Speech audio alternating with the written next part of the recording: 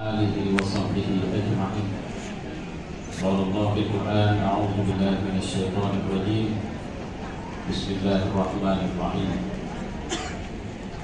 يا أيها الذين آمنوا هل أدلكم على تجارة تنجيكم من عذاب أليم. صدق الله وصدق رسوله وبعد. Pertama, hormat saya kepada para asatizah, dua orang yang secara khusus saya hormati, saya cintai. Ayah anda Penasehat Al-Jamiatul Wasliyah, Gubernur Sumatera Utara, Pak Siti Rahmayadi. Juga ayah anda pimpinan wilayah Al-Jamiatul Wasliyah Sumatera Utara, Ustaz Dedi Iskandar Batubara. Dua orang yang saya berdoa semoga Allah memberikan berkah usia, terus mampu mensyukuri karunia yang diberikan Allah kepada mereka, dan bisa berkontribusi besar dengan semua karunia itu, khususnya di Sumatera Utara. Para orang tua saya, teman-teman, bapak-bapak, ibu-ibu, saudara-saudara, saya terus terang agak tertanya juga kenapa saya disuruh duduk ceramahnya.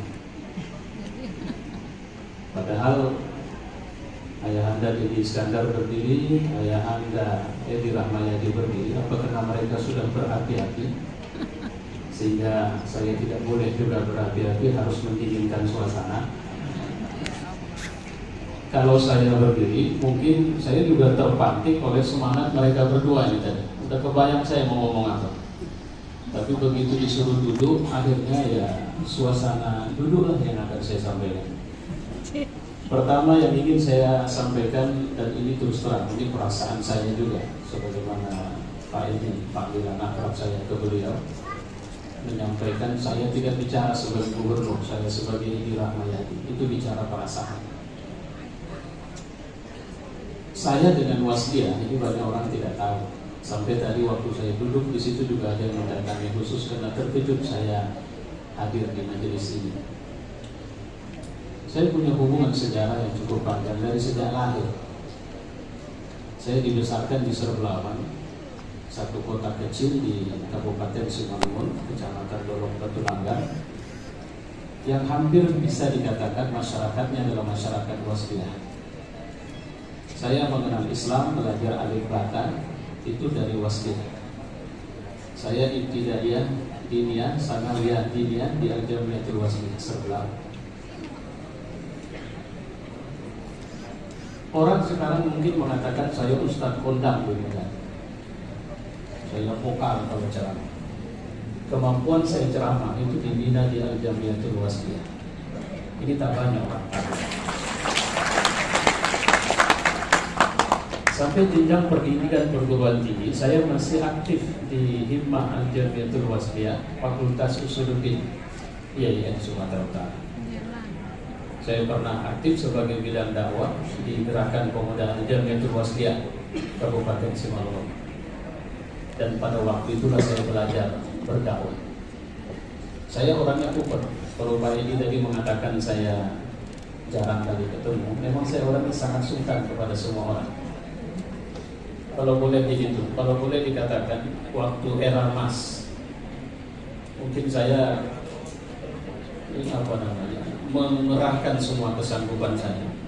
Waktu saya tidak berdaya di rumah sakit juga saya tetap mengkampanyekan era emas waktu itu.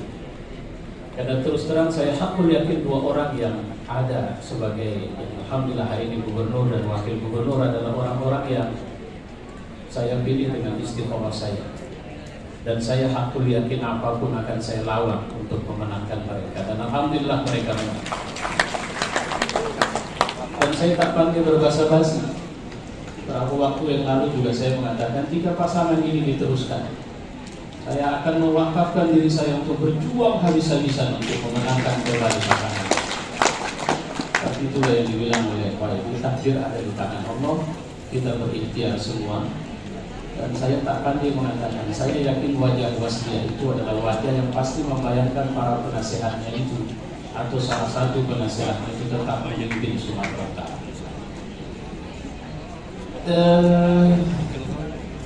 Waktu saya tidak banyak. Saya ingin mulai mungkin merangkum saja. Begini, Saya disuruh atau diminta bicara halal bihalal. Ketika kita bicara tentang halal bihalal, saya selalu pulangkan dengan cerita fitri. Kullu mauludin yuladu 'alal fitrah. Semua orang lahir dengan potensi yang sama. Islamlah satu-satunya agama yang tidak pernah membedakan manusia dengan pendekatan kelaminnya. Bahkan Islamlah yang secara berani menegaskan bahwa orang cacat dengan tidak cacat itu adalah orang-orang yang tetap itu orang. Mereka punya potensi menang dan menang. Dan ternyata sejarah membuktikan begitu banyak orang yang kita lihat, mereka tidak hanya sekedar berprestasi atas diri mereka sendiri, tapi memberi pengaruh besar pada sejarah dunia, sementara secara fisik mereka orang-orang cacat. Dan saya tidak perlu menyebut namanya satu persatu. Kalau dalam perjuangan Islam saya bisa mengambil seorang seperti Syekh Ahmad Isi. Beliau adalah orang yang telinganya tidak berfungsi benar, matanya tidak bisa melihat dengan baik, dan kemudian kakinya lumpuh dan dia selalu berada di kursi roda. Tapi inilah manusia yang menginspirasi begitu banyak pergerakan perjuangan kemerdekaan Palestina. Inilah manusia yang paling ditakuti oleh Israel, dan untuk menjemput syahidnya Israel itu menyediakan Apache. Apache itu helikopter tempur paling canggih, dan secara pengecut melontarkan rudal untuk membunuh Syekh Ahmad Yasin pada waktu sedang pulang sholat subuh dari masjid. Penerusnya Abdul Aziz Al-Rantisi misalnya, itu pernah mengatakan bahwa saya kalau disuruh memilih kematian, maka saya memilih mati dengan Apache. Orang bisa mati karena kanker, orang bisa mati karena segalanya, tapi saya memilih mati dengan Apache. Maksud beliau, saya ingin mati di mana rudal Israel dihantamkan dari helikopter tempur paling canggih itu. Dan apa yang dikatakan olehnya itu dipenuhi oleh Allah Subhanahu wa Ta'ala. Tolong jangan ada yang mengantuk, karena saya akan merangkai. Dan kalau ditanya apa saya sudah mempersiapkan ini dari rumah, tidak. Saya lebih mempedomani dua tokoh kita yang tadi bicara, dan itu saya menginspirasi saya. We born as a winner. Kita lahir sebenarnya sebagai pemenang. Dan kita sudah membeli harga diri kita sendiri kepada Allah Subhanahu wa Ta'ala. Siapa yang kita maksud sebagai kita? Para wasiyin. Tahun 1930 bergemalah Al-Jamiatul Wasliyah di Sumatera Utara, didirikan di Medan. Dan orang-orang besar itu waktu itu mengatakan atau mengambil tagline penting dari satu ayat Quran surat As-Saff itu. Atadullukum ala tijaratin tunjikum min azabin alim. Mau gak kalian aku ajak bisnis yang bisa menyelamatkan kalian, bukan sekedar buat kalian sukses dunia, sukses berkarir, sukses berekonomi, politik, sosial, budaya, tapi menyelamatkan kalian dari azab yang pedih. Saya jujur ada satu pertemuan para kepala sekolah beberapa waktu yang lalu di melalui majelis pendidikan. Saya hadir dan saya mengulas ayat ini dengan mengatakan, saya sangat terharu dengan apa yang dibangun oleh generasi pertama Al-Wasliyah. Mereka lahir tidak bicara tentang tujuan kecil. Mereka lahir kemudian membangun harga diri kita untuk mengatakan, kalian ini penduduk surga sebenarnya. Kalian ini adalah orang yang sudah bertransaksi kepada Allah, dan kalian membeli surga itu. Dan wasliyah ini adalah tempat kalian mencicil harga diri kalian kepada Allah Subhanahu wa Ta'ala. Maka saya sedih belum melihat ada orang-orang wasliyah yang pikirannya cuma masih cari dunia dan sebagainya. Ketika ketua PBL wasliyah dipilih secara mufakat, kalau saya tidak khilaf itu, saya waktu itu beliau tawarkan salah satu posisi majelis dakwah. Majelis bukan majelis dakwah. Abang ambil yang mana aja?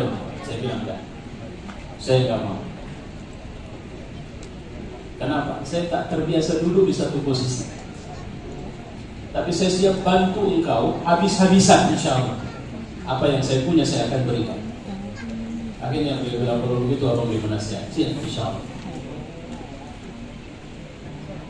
Saya tahu diri. Sampai ketika saya bicara di studio Wasliyah, orang masih, warga Wasliyah masih mengira, siapa ini? Kenapa beliau ada di sini? Sampai-sampai saya masih ingat ada seorang ustadz yang mengkritisi habis dengan mengatakan, tolong Wasliyah, pilih dong orang yang bicara yang tahu kita siapa dia. Saya akhirnya didesak, tolong ceritakan sejarah abang. Maka saya pun menyampaikan, saya sebenarnya adalah sianu. Saya orang yang tak pandai untuk bilang, aku telah pernah di sana, aku pernah buat ini, saya tak pandai. Kenapa? Mungkin orang-orang dari Kabupaten Simalungun kenal nama yang akan saya sebutkan. Orang yang paling mempesona saya dalam hidup saya pertama sekali adalah almarhum Muallim Haji Panusunan Lubis. Sampai ketika tamat kuliah saya mengatakan kepada Pak Cik saya mau pulang ke Serbawa. Kok ngapain? Aku mau meneruskan jejak beliau. Tak boleh. Saya bilang, kenapa?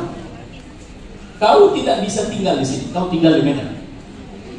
Kau lebih dibutuhkan di sana ketimbang di sini. Tapi aku terpesona dengan beliau. Kenapa? Ini manusia luar biasa. Selalu tersenyum dalam banyak hal. Orang yang tulus, ikhlas, tinggal di rumah kecil. Kalau saya di Serblawan itu rumahnya dipanggil di samping paret besar. Kecil, sederhana. Yang istimewa di rumah itu hanya buku-buku saya. Kalau boleh inspirasi pertama saya punya buku ya dari situ juga.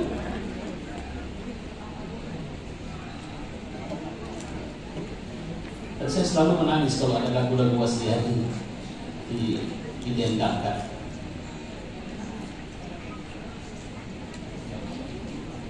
Perjalanannya yang harus kita pahami, we born as a winner. Faktanya kita juga sebagai manusia lahir sebagai pemenang. Tahukah kita bahwa sebenarnya satu tetes sperma yang ada atau yang terpancar dari ayah kita kemarin adalah sperma yang berisikan satu tetesnya lebih kurang 250 juta calon manusia. Dia berkejaran terus-menerus. Kompetisi yang paling fair dalam sejarah kemanusiaan manusia. Siapa yang dicari? Sel telur. Di mana sel telur? Di dalam rahim ibu kita. 250 juta ini berkompetisi. Ketika satu berhasil membuahi yang lain, secara kesatria mundur dan binasa. Ini kompetisi yang paling bersih, paling jujur. Pemenangnya diakui. Who's the winner? Siapa itu pemenangnya? Lihatlah cermin dan tunjuklah di kaca ini. Kaulah pemenang itu sebenarnya. Siapapun kau pesek, hitam, jelek, jangan pernah takut, karena kau sebenarnya lahir sebagai pemenang. Dan lihatlah mentalitas pemenang itu. Saya dengan Pak Gubernur sama-sama punya cucu.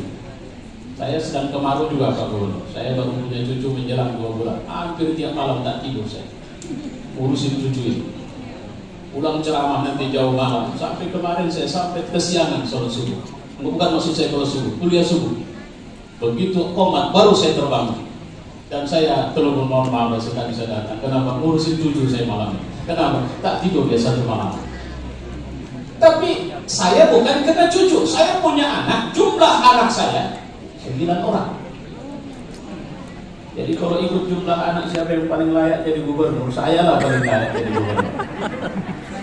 Tapi sebenarnya bukan urusan jadi gubernur. Siapa yang paling layak bicara tentang pendidikan anak? Saya punya pengalaman. I have knowledge. Saya punya pengalaman, pengetahuan. Apa yang paling menarik? Anak-anak ini ternyata banyak memberi kepada kita. Subhanallah. Salah satu yang dia berikan adalah mentalitas tidak pernah menyerah dalam hidupnya. Apa itu? Bukankah kita pernah belajar jalan dan terjatuh? Apakah kita takut untuk mengulang lagi? Bukankah karena kita belajar bicara dan pernah tidak mengerti oleh orang tua kita? Tapi kemudian kita tetap mengulang, sampai akhirnya kita bisa bicara seperti sekarang. Bukankah itu mentalitas tidak mau menyerah? Ketika dia tahu dia punya potensi. Ketika dia belajar jalan, dia jatuh, terluka, dia menangis. Tapi kemudian dia belajar lagi, terluka lagi, menangis, dia bangkit lagi. Dia berjalan, ketika sudah mulai bisa, dia timbang badan, sampai akhirnya dia berjalan tegak. Itulah kita. Mentalitas orang yang tidak pernah menyerah. Tapi yang paling penting dari semua itu, anak-anak itu telah mengajari kita satu hal. Apa yang satu itu? Mereka adalah orang yang tidak pernah protes kepada orang tuanya. Bahkan mereka mengatakan butuh orang tuanya di semua keadaan hidup mereka. Dia tidak peduli orang tuanya kaya atau miskin. Dia tidak peduli orang tuanya pejabat atau tidak pejabat. Dia tidak peduli orang tuanya orang hebat atau tidak orang hebat. Yang dia peduli itu orang tuanya. Dan dia nyaman bersama orang tuanya. Itu anak-anak. Bahkan ketika orang tuanya menyiksa atau membunuhnya sekalipun, dia tidak mau pergi dari orang tuanya. Itulah anak. Anak saya nomor 7 pernah saya bawa ke satu tempat permainan. Begitu sampai waktu itu dia masih berada di bawah usia 4 tahun. Senang betul dia berlari masuk ke dalam ruangan permainan. Dia tersenyum tertawa, pergi ke sana, pergi kemari, menikmati permainan itu. Kemudian sambil melihat saya dan tersenyum dari jauh, saya tes. Saya bersembunyi di balik dinding. Lantas dia melihat, akhirnya dia tidak lihat saya. Mukanya berubah, dia keluar dari ruangan ini. Dia mencari, hampir saja menangis. Sampai akhirnya saya keluar lagi. Baru dia tertawa dan dia masuk lagi ke dalam. Pelajaran apa yang kita dapat dari sini? Sebenarnya kalau kita bicara tentang fitri, Idul Fitri, kita seharusnya bicara tentang kesadaran bahwa kita butuh Tuhan walau siapapun kita di antara makhluk. Tak masalah aku dari orang kaya Tuhan, asal kau tidak jauh dariku. Tak masalah aku menjadi orang hebat Tuhan, asal kau tetap menunjukiku. Inilah yang sering saya contohkan dua nabi besar, Nabi Ayub sama Nabi Sulaiman. Nabi Ayub itu nabi yang diuji dengan begitu banyak penderitaan. Anaknya meninggal, dia tidak sepi berzikir. Tidak ada rona wajah yang curiga atau buruk sangka kepada Allah. Tidak, dia berzikir terus. Bisnisnya satu demi satu bangkrut, tak masalah. Dia zikir sama Allah.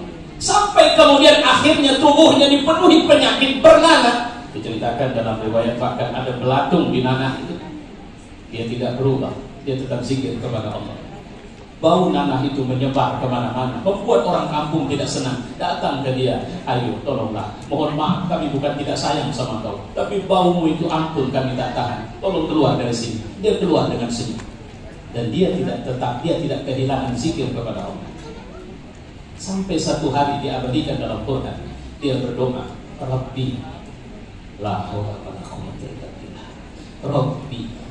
Dia tidak panggil yang lain, dia panggil Rabbi. Tahukah Anda apa makna Rabb? Wahai yang mengasuhku, wahai yang merawatku, wahai yang menjagaku, wahai yang memeliharaku, wahai Tuhanku, anni masaniyaddur, aku sakit, wa anta arhamur rahimin, dan kau itu maha pengasih lagi maha penyayang.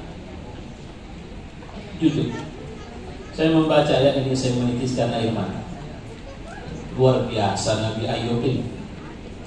Tahu gak maksudnya apa? Apa dia bilang, Tuhan aku sakit, kok kenapa tidak kau obati? Tidak, dia bukan mau bilang itu.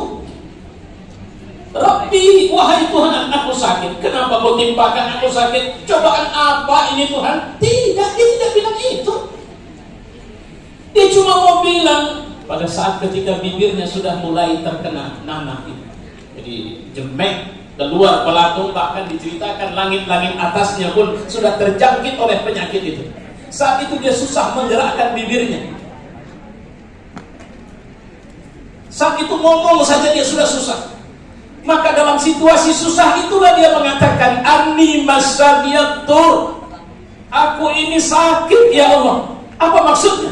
Tuhan, ketika anakku meninggal aku tidak lepas berzikir. Lisan, bibir ini masih kugunakan menyebut namamu. Ketika bisnisku bangkrut, aku masih berzikir kepadamu. Ketika penyakit menjangkitiku, aku masih berzikir kepadamu.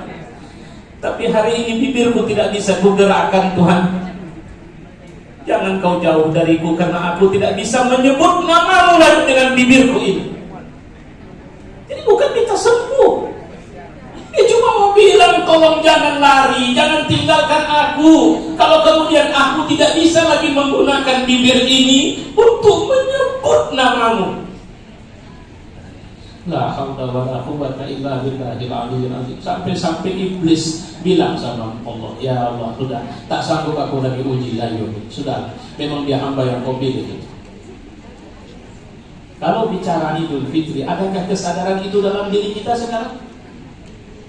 Adakah kita masih merasa bahwa kita butuh Tuhan di saat kita sedang sangat sulit, atau kita menganggap Tuhan sedang tidak sayang kepada kita waktu ujian datang kepada kita?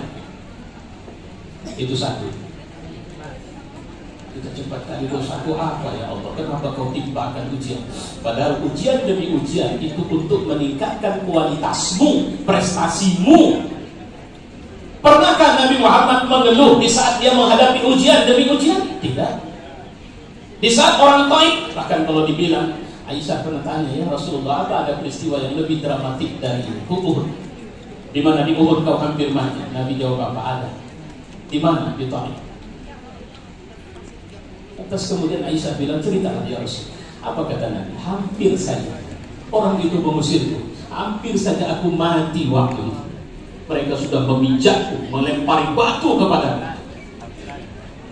Tapi kemudian ketika malaikat Jibril datang mengatakan, di dua penjaga gunung ini akan melemparkan batu gunung itu kepada mereka karena mereka telah menyakiti kekasih Allah, minta kepada Allah ya Muhammad. Nabi bilang, tidak, aku masih berharap dari sulbi mereka lahir keturunan yang beriman kepadaku. Optimis. Ketika Abu Bakar sudah gemetar menangis dan kemudian mengatakan, ya Rasul, saya keluar, saya tak bisa, tak tega saya lihat kau nanti akan diseret, dibunuh oleh mereka. Sudahlah, saya keluar dari gua ya Rasul. Nabi mengatakan, berbisik kepada Abu Bakar, Abu Bakar, bagaimana pandanganmu ketika kita berdua, atau ketika ada dua orang yang mereka sedang berada berdua, dan yang ketiganya adalah Allah. Dia pegang dada Abu Bakar, dia mengatakan, la tahzan, innallaha ma'ana. Jangan kau cemas, Allah bersama kita. Adakah perasaan itu di saat kita menghadapi kesulitan? Atau seperti Nabi Musa ketika berhenti di Laut Merah, bahkan orang Yahudi mengatakan, kalau tahu begini, kami lebih suka berada di Mesir jadi budak ketimbang mati konyol dihajar Fir'aun di sini. Musa, Tuhanmu itu berdusta. Nabi Musa mengatakan kalimat yang diabadikan dalam Quran, Inna ma'iya Rabbi sayahdin. Allah itu tetap menyertaiku dan dia pasti akan menunjuki. Pasti. Padahal waktu itu dia tidak tahu. Saya sering membuat ilustrasi sederhana, semua kita mungkin pernah nonton film Titanic. Ada satu take dalam film itu yang paling saya suka, yaitu tentang saat kapal hampir tenggelam. Ada seorang ibu yang duduk di atas pembaringan, di mana dua anaknya laki-laki dan perempuan tersenyum menatapnya. Di waktu itu ibunya sedang mendongeng dia. Itulah anak-anak. Bagi mereka ancaman nyawa sekalipun tidak penting selama Allah bersama mereka. Itu orang beriman. Siapa yang sebenarnya keluar sebagai pemenang dalam Ramadan kemarin? Orang beriman. Orang beriman yang bagaimana? Yang pulang kepada fitrahnya. Itu.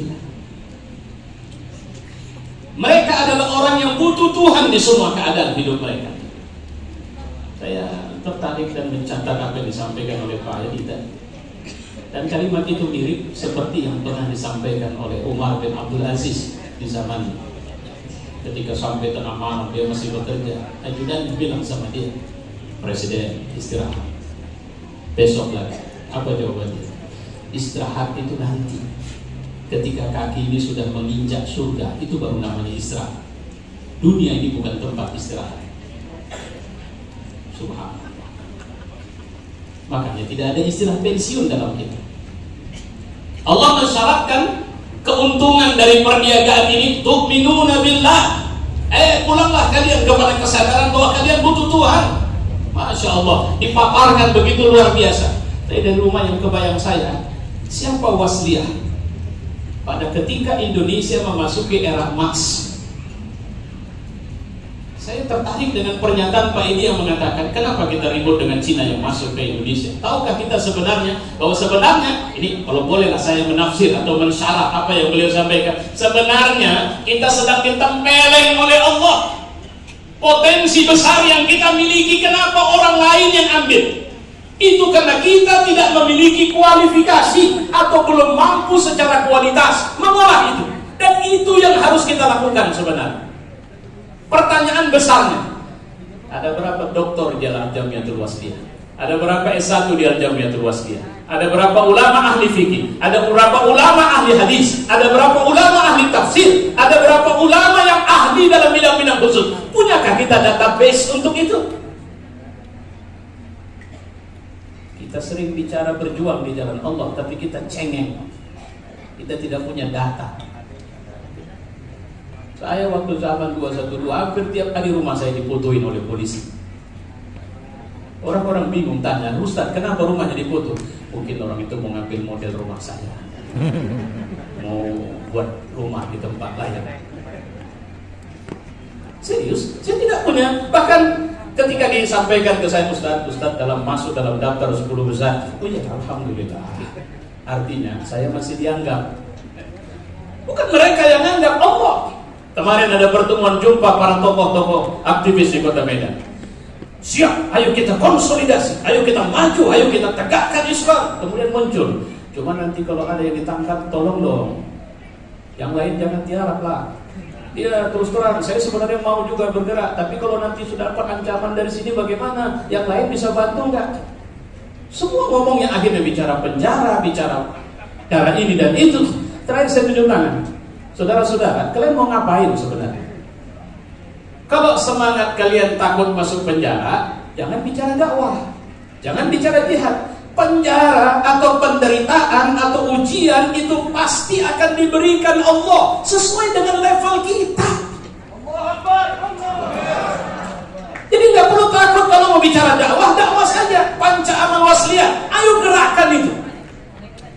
Tunjukkan bahwa kita memang amar ma'ruf nahi munkar, kita peduli pendidikan. Seperti apa hasilnya? Kita nggak bisa bayangin hasil sekedar gelar sarjana. Saya mohon maaf, kemarin ada satu grup yang saya akhirnya live grup di WhatsApp.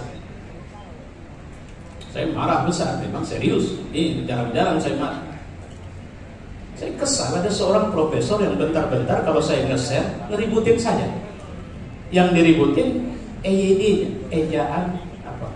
Yang ini cara tulis di sekolah nggak harus begini Pak, begini. Kemarin terakhir dia bilang Anda ini terkesan tulisan Anda ini arogan. Seharusnya Anda berbahasa santun dan sebagainya. Saya pikir ini orang perlu juga ini di style atau dikasih sekali kalau bahasa kita.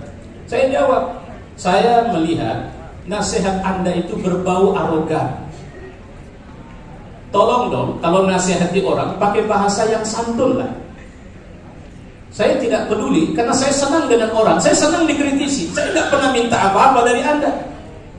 Tapi kalau cara Anda mengkritisi terus seperti itu tanpa memperhatikan konten apa yang saya bicarakan, maka sorry, saya punya harga diri. Bagi saya harga diri saya kan sudah seperti yang saya bilang di awal tadi, harga diri kita surga. Saya nggak beli dunia. Kalau saya beli dunia, begitu Pak Edi kemarin menang, saya datang sama Pak Edi. Ingat nggak Pak Edi datang ke rumah sakit waktu itu? Ampun Pak Edi, hampir mati saya. Sampai sekarang saya duduk, belum Bapak kasih apa-apa pulang saya. Itu kalau bicara dunia. Tapi demi Allah Pak Edi, saya ulang sekali lagi, demi Allah, walaupun kita jarang jumpa, dalam doa-doa malam saya, nama Bapak, nama Wakil Gubernur, itu selalu saya minta, ya Allah, berikan mereka kekuatan. Kenapa?